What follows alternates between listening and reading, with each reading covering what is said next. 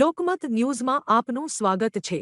વડોદરા ડેરીમાં 18મી માર્ચે યોજાનારી ચૂંટણી પૂર્વે આજે ઉમેદવારી ફોર્મની ચકાસણી પ્રક્રિયા હાથ ધરાઈ હતી। તમામ ઉમેદવારો ફોર્મ ચકાસણી સમયે હાજર રહ્યા હતા। ઝોન નંબર 7માંથી ઉમેદવારી નોંધાવનાર નિલેશ જીતુભાઈ પટેલ પણ આજે ફોર્મ ચકાસણી માટે ઉપસ્થિત રહ્યા હતા। તેમના પર થયેલા ગંભીર આક્ષેપોને લઈને મીડિયા દ્વારા પૂછાયેલા સવાલોના જવાબમાં તેમણે જણાવ્યું કે આક્ષેપો તેમના માટે મહત્વ ધરાવતા નથી। તેઓએ જણાવ્યું કે વર્ષ 2020માં કોન્ટ્રાક્ટર તરીકેની તેમની કામગીરીમાંથી રાજીનામું આપી દીધું હતું અને ત્યારબાદ 5 વર્ષ વીતી ચૂક્યા છે। હાલ તેઓ દૂધ મંડળીના પ્રમુખ તરીકે કાર્યરત હોવાનું જણાવતા તેમણે વિશ્વાસ વ્યક્ત કર્યો કે તેમને મતદાતાઓનો મેન્ડેટ ચોક્કસ મળશે।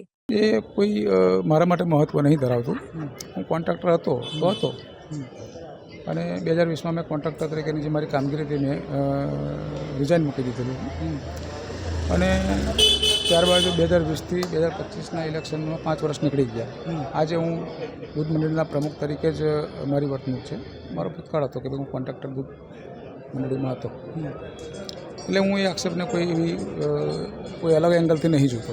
તો કેમ એવા આક્ષેપો કરવા પડે છે? અરે હવે તો હવે ચૂંટણી છે એટલે ચૂંટણીમાં આક્ષેપબાજી ના હોય તો શું હોય? તો તમે ક્યાંથી ફોર્મ ભર્યું છે? મેં વાઘોડિયા દૂધ ઉત્પાદક સહકારી વડવાળા માળોદર એમાંથી ભર્યું છે। કયો ઝોન નંબર લાગે છે? 7 નંબર। તો શું માનો છો જે રીતે ભાજપ તમામ જગ્યાએ તમામ લોકોને મેન્ડેટ આપશે, આપને શું લાગે છે આ ચૂંટણીમાં કેવી રીતે જીતી શકે? હું મેન્ડેટની આશા રાખું છું।